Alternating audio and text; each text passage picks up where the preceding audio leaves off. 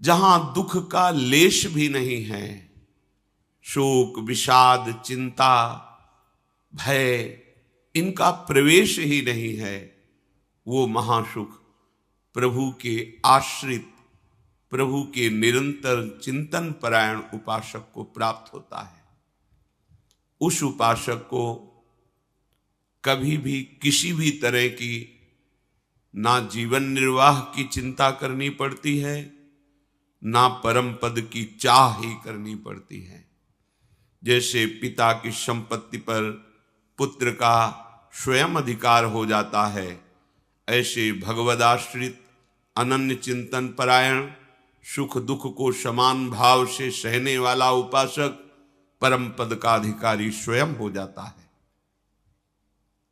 आवश्यकता है जो श्री भगवान कह रहे हैं कि मेरा तुम अनन्य भाव से आश्रय स्वीकार करो। अन्य भाव ही माया है और अनन्यता ही भक्ति का स्वरूप है। प्रायः सब भक्त ही हैं, क्योंकि हमारी दृष्टि में हमारे प्रभु के सिवा कोई है नहीं, तो सब भक्ति कर रहे हैं। कोई विषय की, कोई पुत्र परिवार की, कोई धन की, कोई मान प्रतिष्ठा की। मेरे प्रभु ही सब रूपों में हैं, पर ये ना जानने के कारण अन्य भावों का आरोप कर लेने से दुर्गति हो गई। मेरे प्रभु ही हृदय में विराजमान हैं, पर उनकी महत्वता, उनकी महिमा को विश्वास पूर्वक ना स्वीकार करने के कारण हमारा हृदय आनंद सिंधु में नहीं डूब पा रहा। नाना प्रकार की चिंताएं, क्लेश, अशांति, अभाव ये हमें सताए जा रहा है, जबकि पूर्ण कृपा सिंधु, आनंद सिंधु हमारे हृदय में ही विराजमान है। तो हमारी कहीं त्रुटि हो रही है। नहीं, हृदय में विराजमान प्रभु और दीनता, दुख, भय, विषाद, ये दीनता भक्ति जनित नहीं, विषय दीनता, अभाव जनित दीनता। जो भक्ति की दीनता होती, भाव की चरम सीमा है वो, लेकिन ये दीनता विषय प्राप्ति के लिए, कामनाओं की पूर्ति के लिए दैन्य हुआ भटक रहा है, जबकि सर्व सामर्थ्यशाली, सर्व सुख सिंधु प्रभु हमारे समीप हैं। हमें क्यों अनुभव में नहीं आ रहे? आनंद सिंधु मध्य तो भाषा, फिर हम क्यों आनंद की खोज विषयों में कर रहे हैं? अज्ञान के कारण, अविद्या के कारण। उस अज्ञान अविद्या की निवृत्ति कैसे होगी? मामेव ये प्रपद्यन्ते माया में ताम तरन्ति ते। जो मेरी शरण में आ गया वो माया अविद्या से तर गया, उसके अज्ञान का नाश हो गया। तो प्रभु की शरणागति का स्वरूप क्या है? सर्वभाव से अपने प्रभु को प्रसन्न कर लेना। भगवान वर्णन करते हैं, अनन्यास चिंतयन्तो माम ये जनाः पर्युपासते। मेरी सर्वभाव से उपासना, मन से, वचन से, कर्म से, प्रत्येक चेष्टा से, केवल एकमात्र उपासना का तात्पर्य अपने प्रभु के समीप रहना। हमारा भाव, हमारी चेष्टाएं, हमारी इंद्रियां प्रभु से जुड़ी होनी चाहिए। उपासना अपने प्रभु के समीप ही होनी चाहिए। भली भांति जो उपासना में है, पर्युपासते, अन्य भावों का त्याग करके अनन्य भाव से मेरा जो भजन करते हैं, भली भांति से मेरी उपासना करते हैं, अब उसको योग क्षेम की चिंता की परवाह नहीं होनी चाहिए। ये चिंता परवाह उनको होती जो भगवद आश्रित नहीं होते। स्वयं श्री भगवान कह रहे, योगक्षेमम वहाम्यहम्। लोक परलोक में जो तुम्हें चाहिए वो मैं प्रदान करूंगा, और जो प्रदान किया है उसकी रक्षा मैं करूंगा। तुम्हें बिल्कुल चिंता नहीं करनी, ना साधन की और ना व्यवहार की। इह परलोक सकल सुख पावत। देखो, इतने बड़े मालिक कह रहे हैं, क्षेमम, मैं तुम्हारी रक्षा करूंगा। योगम, जो तुम्हें प्राप्त कराना है वो मैं कराऊंगा, तुम्हें बिल्कुल चिंता नहीं करनी। केवल मेरी शरण में होकर, मेरे आश्रित होकर मेरा अनन्य चिंतन करो। प्रसंग चल रहा था कि पूर्ण शरणागति किसे कहते हैं। उस पूर्ण शरणागति के प्रसंग में कुछ लक्षण अपने लोगों ने श्रवण किए थे। पहला है, हमें शरणागत की तैयारी करनी है, पूर्ण समर्पण प्रभु कर लेते हैं। तो शरणागति तैयारी का पहला लक्षण है नित्य निरंतर अपने प्रभु का अनन्य भजन होना। अपने,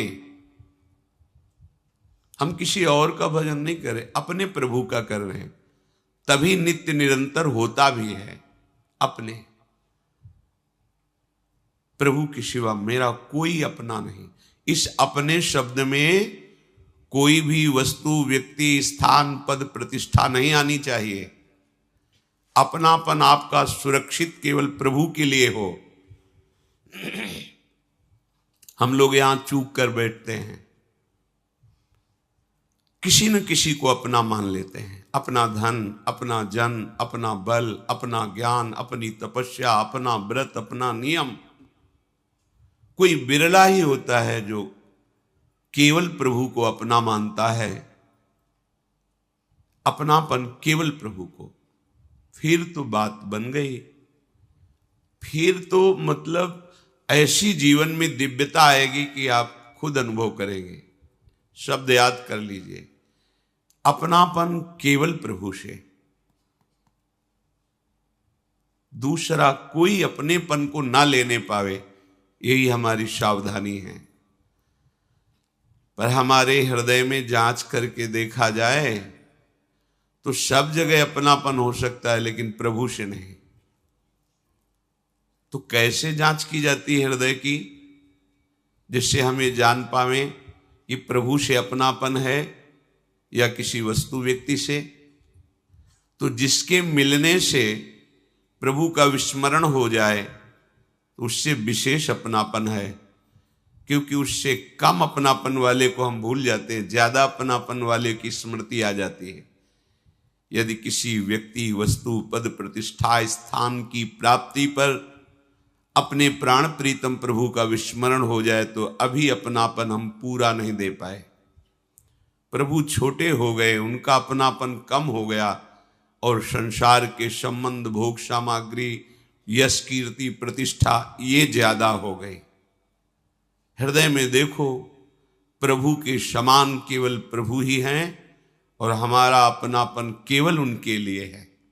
ये बहुत बड़ी महिमामयी शरणागति की बात है। पहला है नित्य निरंतर अपने प्रभु का अनन्य भजन होना। फिर दूसरा है प्रभु को ही अखिल विश्व रूप में प्रकट भावना में देखना। मेरे ही प्रभु, इनकी व्याख्या हो चुकी है। तीसरा है आपसे जितनी चेष्टाएं हो रही हैं, आप यंत्रवत कर रहे हैं, आपके यंत्री, चलाने वाले प्रभु हैं। मैं कुछ नहीं कर रहा, मेरे द्वारा जो कुछ करा रहे हैं वो प्रभु करा रहे हैं। बीच से स्वीकार मत करना, क्रम से स्वीकार करना, नहीं तो आपको भ्रम हो जाएगा। कैसे भ्रम?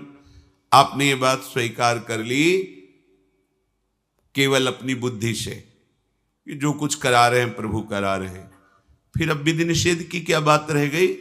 फिर तो हम जो पापाचरण कर रहे हैं, भोग कर रहे हैं, हिंसा कर रहे हैं, चोरी कर रहे हैं, खान पान गलत कर रहे हैं, तो बोले आपने ही कहा था प्रभु जो करा रहे हैं वही हो रहा, तो वही हो रहा है। इसका मतलब आपने शरणागति का सिद्धांत समझा नहीं, बीच से केवल बात पकड़ ली है।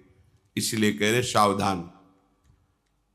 जब वो नित्य निरंतर अपने प्रभु का भजन करता है और विश्व को अपने प्रभु का रूप समझता है तो पापाचरण किससे होगा? इसीलिए तीसरी लक्षण वृत्ति में रखा गया है कि वो अनुभव करता है कि मेरे द्वारा जो कुछ हो रहा है वो मेरे आराध्य देव करा रहे हैं। चौथा, प्रभु को ही सबसे बढ़कर एकमात्र अपना प्राण प्रियतम अनुभव करना, प्रभु की जगह केवल प्रभु, दूसरा कोई नहीं। पांचवा, अपने प्रभु पर पूर्ण विश्वास। छठवां, सर्वदा सर्वथा अपने प्रभु के अनुकूल ही आचरण होना। सिद्ध शरणागत में होते हैं, साधक शरणागत इसको आदर्श मानकर चलता है, श्री कृष्ण अनुकूलेन।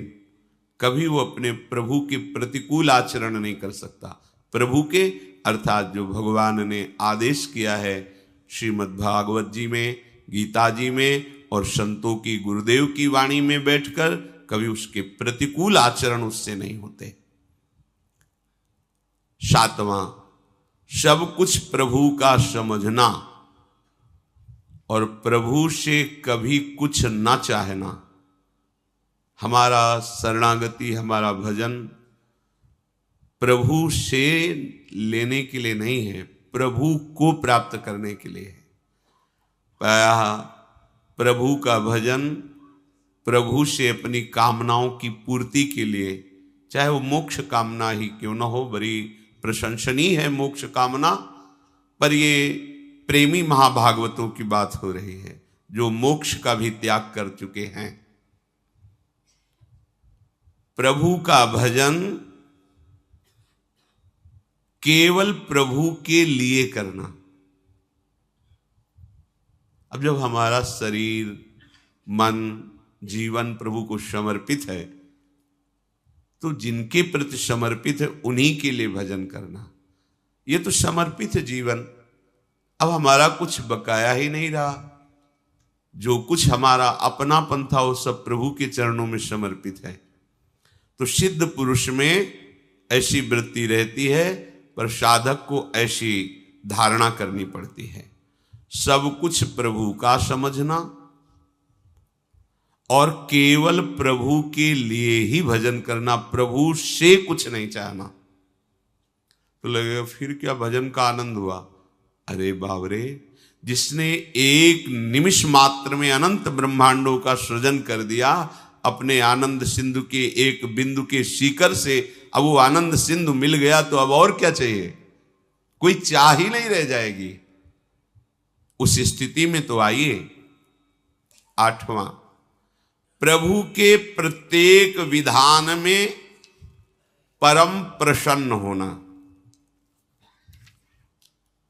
अब इसकी व्याख्या है। अभी तक जो सूत्र बोले कल इनकी चर्चा हुई थी। ऐसे शरणागत भक्त जो ऊपर के लक्षणों से युक्त हैं, ऊपर के लक्षणों को धारण करने की चेष्टा कर रहे हैं, वे समझते हैं कि हमारे प्रभु का जो भी विधान है वो बड़ा मंगलमय है। कभी अमंगल हो ही नहीं सकता प्रभु के विधान से। पूज्य श्री राधा बाबा, जैसे भगवान सूर्य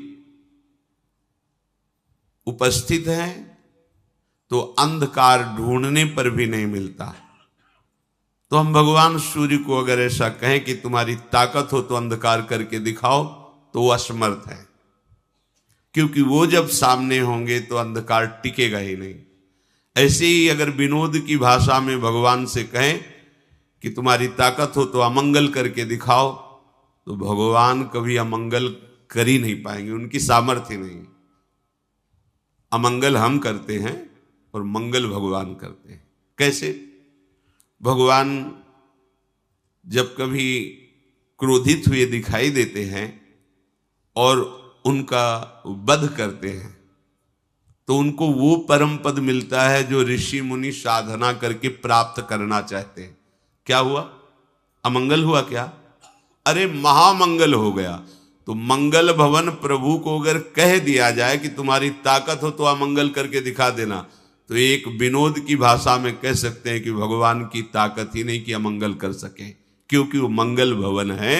जैसे सूर्य की ताकत ही नहीं कि वो अंधेरे का दर्शन करा दे, वो चले गए तो अंधकार छा जाएगा। जब तक सूर्य है तो अंधकार नहीं छाएगा। ऐसे जिसके जीवन में भगवान की शरणागति उतर गई। अब हर विधान मंगलमय है, हर विधान। एक मंत्री प्रभु का भजन करते थे और शरणागति के सूत्र को अच्छी तरह समझते थे, तो कुछ भी हो कह देते भगवान की बड़ी कृपा।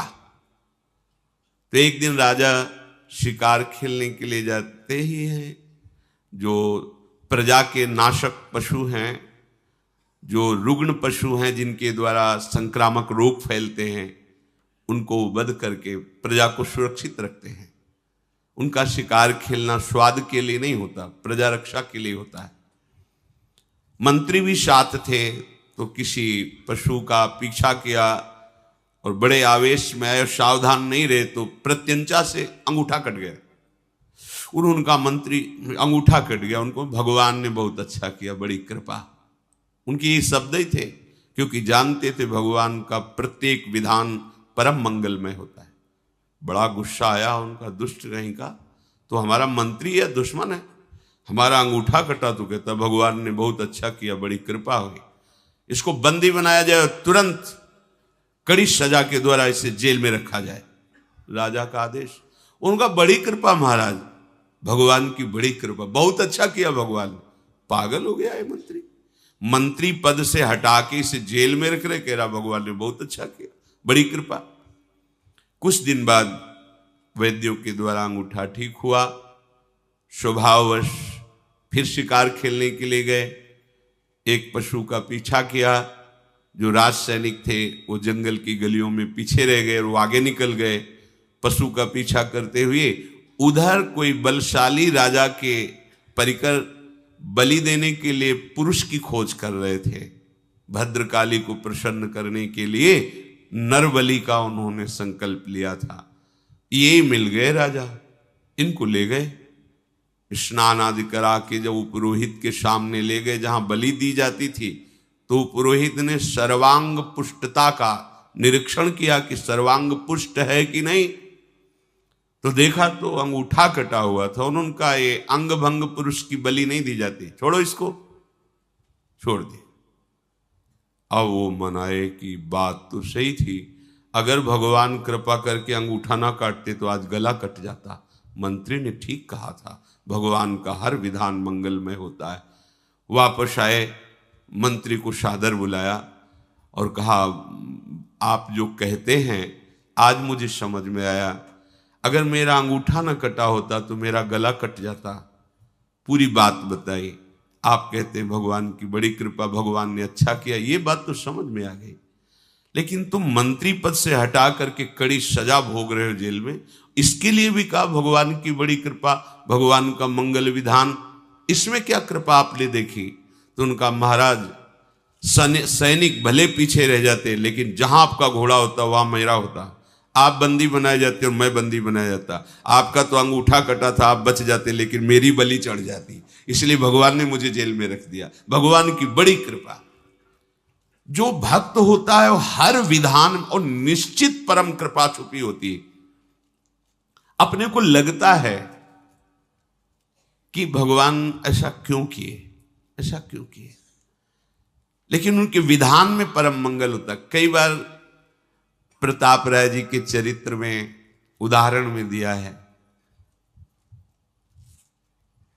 बड़े ही निर्मल भागवत गृहस्थ भक्त थे। उनके कुल परंपरा में जीवन यापन के लिए एक वृत्ति थी कि जैसे आपको कोई काम है तो आप अपना आभूषण रख जाइए और पैसा ले जाइए, और फिर ब्याज सहित पैसा दे जाइए और आभूषण ले जाइए। महाजन लोग पहले ऐसा करते थे। उसी से ठाकुर सेवा, संत सेवा और भजन, अन्य कोई वो कार्य नहीं करते थे। जो कुल परंपरागत चल रहा था वैसा भी करते। बड़ी समाज में प्रतिष्ठा थी, क्योंकि सत्यवादी, धर्म से चलने वाले और हर समय भजन करने वाले। माला लिए बैठे रहते थे गद्दी में, कोई आया बस ऐसे, तो जो वहां के काजी थे वो अन्य धर्मावलंबी थे, तो कुछ दुष्ट लोगों ने उनको भड़काया कि इसकी इतनी प्रतिष्ठा हो रही है, इतना मान हो रहा है और धन भी आ रहा है, तो उन्होंने एक मन में जो ठाना था नीचा दिखाने के लिए अपना पूरा का पूरा प्लान बताया कि ऐसा ऐसा किया जाए तो समाज में भी इसकी निंदा होगी और सारा धन इसका छीन लिया जाएगा और इसको दंड भी दिया जाएगा। काजी को सहमत कर लिया। 3 लोग इसमें प्रमुख बने। एक गया, प्रणाम किया प्रताप राय जी को और कहा हमारी बेटी का ब्याह है, 10,000 रुपये चाहिए। तो बोले आपको हमारे यहाँ का सिद्धांत पता होगा? बोले हाँ हम पहले से जानते हैं। ये कुछ हमारे स्वर्ण आभूषण हैं, वो देखते भी नहीं थे। एक बड़ा बॉक्स रखा था, अपना नाम लिखकर पर्ची रखिए उस पर और आभूषण रख दीजिए और उनका सेवक रहता, 10,000 रुपये ले जाइए और जब आपको काम हो जाए तो ब्याज सहित वापस कर जाना, अपने आभूषण ले जाना। देखा भी नहीं क्या है।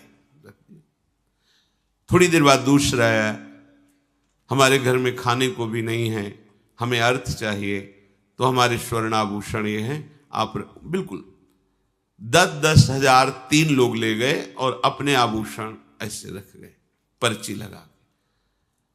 4-5 दिन बाद ही आए, 10,000 रुपये ब्याज सहित वापस किए और आभूषण पहले ने उठाया अपनी पर्ची। अरे देखो कितना नाटकी है, इसमें एक भी आभूषण नहीं, इसमें तो पत्थर भरे, पत्थर ही रख गए थे, उन्होंने देखा भी नहीं। भक्त का जीवन विश्वासमय होता है, क्यों कोई छल कपट करेगा ऐसी भावना से।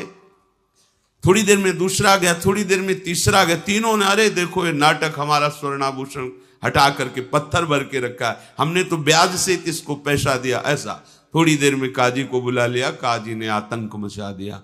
बादशाह से दस्तखत करा करके राज सैनिकों के द्वारा पूरा इनका परिवार बंदी बना लिया गया।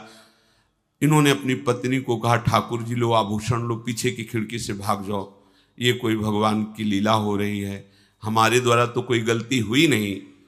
बहुत ही उनको अपमानित किया गया। गांव के लोग समझ गए कि ये पाखंड कर रहा था, भक्ति नहीं कर रहा था। अरे एक आदमी झूठ बोलेगा, 3 आदमियों के साथ, और वो कपटी ठग थे ही। ऐसा होता है, भगवान की बड़ी विचित्र लीला होती। कभी कभी सत्य को पर्दे में ढक दिया जाता है और असत्य का बोलबाला दिखाई देता है, लेकिन ज्यादा दिन नहीं चलता वो।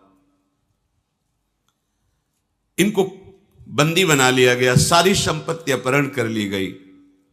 कुछ लोगों ने कहा कि इनकी पत्नी है और ठाकुर जी के आभूषण और ठाकुर जी के लेकर के वो अपने मायके चली गई। वहां सैनिक भेजे गए, उसको भी बंदी बना कर ठाकुर जी को भी लाकर जहां सब स्वर्णाभूषण जमा किए जाते उस खजाने में ठाकुर जी को भी रख दिया। जब पत्नी पास में ही बंद करके आई और उनको एकांत मिला, तब वो रोने लगे प्रताप राय कि मुझे ये जो अपमान मिला है, बंदी बना लिया गया, मुझे इसका कष्ट नहीं। नाथ मैं आपको प्रगट मानकर 8 पैर सेवा करता था, आपको एक आभूषण की तरह ही खजाने में रख दिया गया, ये मैं सह नहीं पा रहा हूं। आपको कैसे भोग लगे, आपको कैसे जल पिलाऊं, आपको कैसे शयन कराऊं। प्रभु और दंड जो चाहो दिला दो, पर मुझे ऐसा कुछ संयोग बना दो जिससे आपकी सेवा। और आर्त भाव से रोने, जे ही रोने लगे ते ही वहीं प्रिया प्रीतम प्रकट हो गए साक्षात।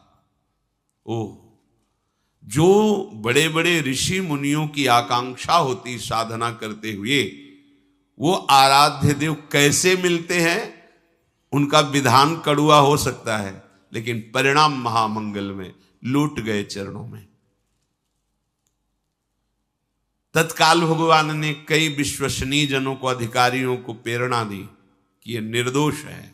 जांच की गई तो काजी सहित उन तीनों को झूठा पाया गया।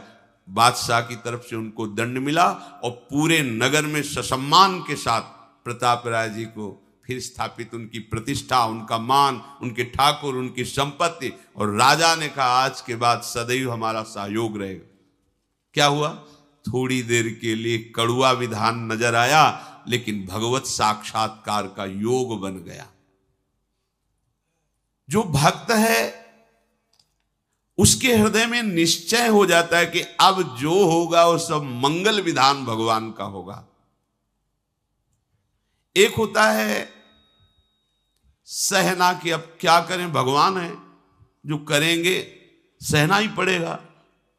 और एक होता है आनंदित होकर के मेरे प्रभु जो कर रहे हैं बहुत मंगलमय कर रहे हैं। आप इतना समझ लो कि भगवान के भंडार में आनंद ही आनंद है, दुख तो है नहीं, अमृत ही अमृत है, जहर है नहीं। विश्वास कर लीजिए, किसी भी तरह से वो प्रयोग करेंगे तो अमृत और आनंद की अनुभूति होगी। यद तज्ञे विषम्यु परिणामे अमृतोपमम। शुरुआत तुम्हें विष जैसी लग सकती है, पर वो विधान तुम्हें अमृत में डुबो देगा, विश्वास कर लो। कृपा का स्वरूप कई तरह से प्रकट होता है। कभी बहुत ही मधुर स्वरूप प्रकट होता है, कभी बहुत कोमल, कभी बहुत सुख स्वरूप, कभी कभी कृपा बहुत ही भयानक रूप में आती है, बड़ी ही कटु रूप में आती है, बड़ी ही भीषण रूप में आती है, पर उसका परिणाम बहुत मंगलमय होता है।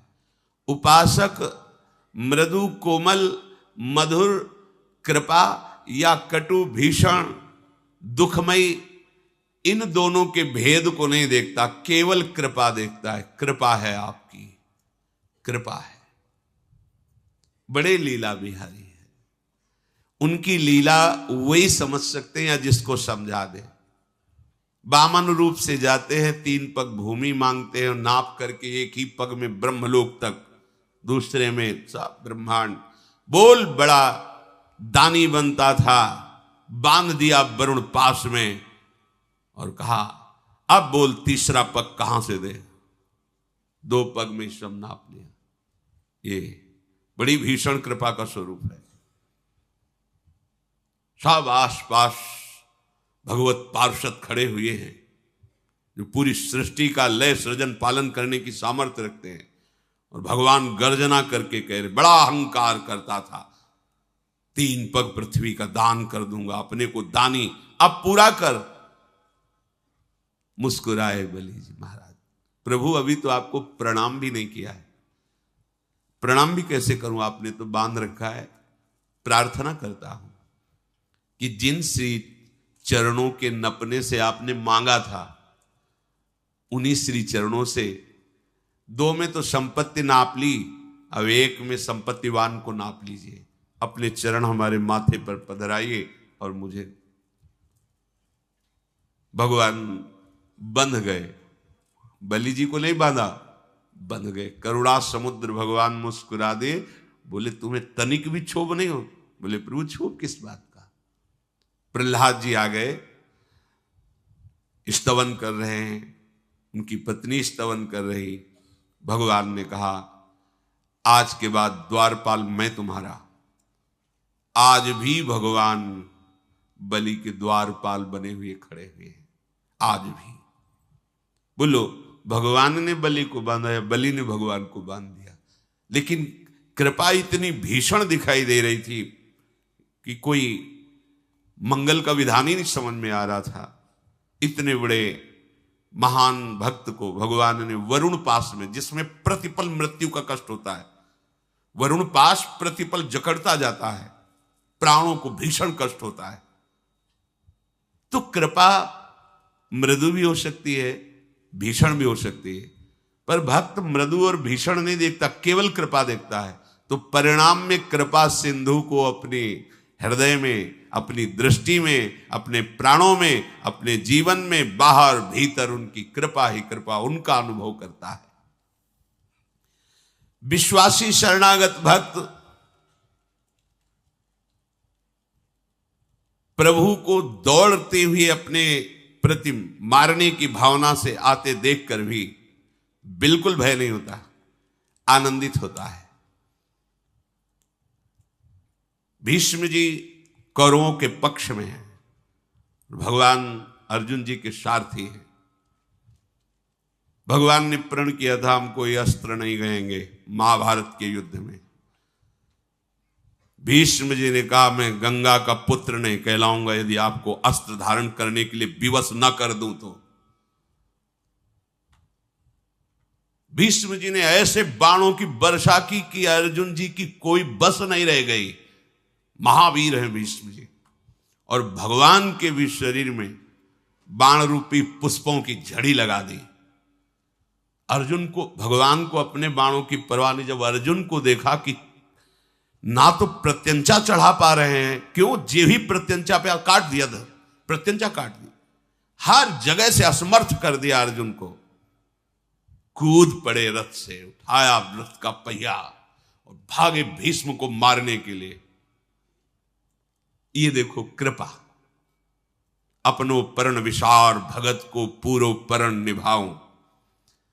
भीष्म जी ने धनुष बाण रख दिया और घुटने टेक कर हाथ जोड़कर बैठ गए और कहा, एहि पुंडरीकाक्ष देव देव नमोस्तुते मामद्य सात्वत श्रेष्ठ पातयस्व महाहवे त्वया हि देव संग्रामे हतस्यापि ममानघ श्रेय एव परम कृष्ण लोके भवति सर्वतः संभावितोऽस्मि गोविंद त्रैलोक्ये नाद्य संयुगे प्रहरस्व यथेष्टं वै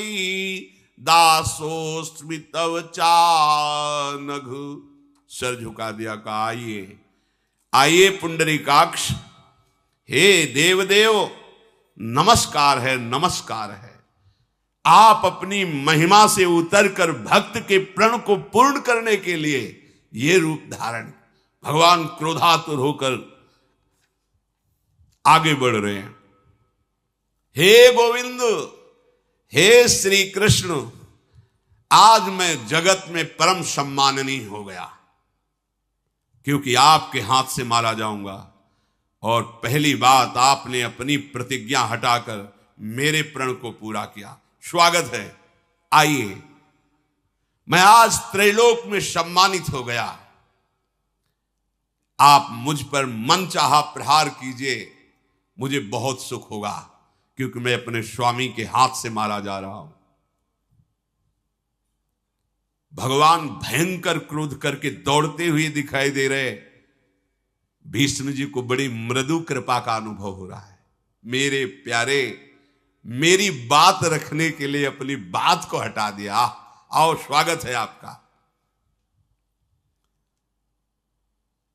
भगवान मारे थोड़ी, कुछ कदम चल करके अर्जुन जी दौड़ पड़े प्रभु को। प्रभु नहीं, आप नहीं प्रभु, आप नहीं, आप आज्ञा कीजिए। आज मैं दिखाऊंगा इन्हीं भीष्म को, धूल चटा दूंगा। आप आइए। तो बाणों की वर्षा करके बाणों की सैया पर भीष्म जी को लुटा दिया। अर्जुन जी ने 6 महीना बाणों की सैया पर पड़े। जब अंतिम समय है और भगवान पधारे, तो भीष्म जी ने प्रभु को याद दिलाई कि अपना प्रण छोड़ करके हमारे प्राण की रक्षा की थी। आज मैं अपनी पवित्र कन्या को आपके चरणों में अर्पित करता हूं, आप पाणी ग्रहण कीजिए। कौन पवित्र कन्या? बुद्धि। आज तक इस बुद्धि रूपी कुमारी कन्या ने किसी का वर्ण नहीं किया। हे कृष्ण, केवल आपका ही आश्रय। इसलिए अंतिम समय है। मुझे याद है आपने मेरी बात रखने के लिए अपनी बात हटा दी। मैंने देखा है आपका पीतांबर फहराते हुए।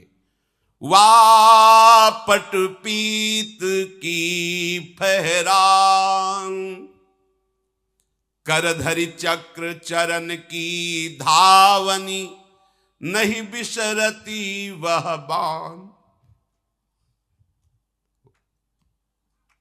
वाह पटपीत की फहरान। आप हमारे लिए सत्य, वेद कहते हैं, शास्त्र कहते हैं, आप सत्य हैं, सत्य नारायण हैं, सच्चिदानंद हैं। आप अपने वचन को झूठे करके मेरे वचन को साचा किया।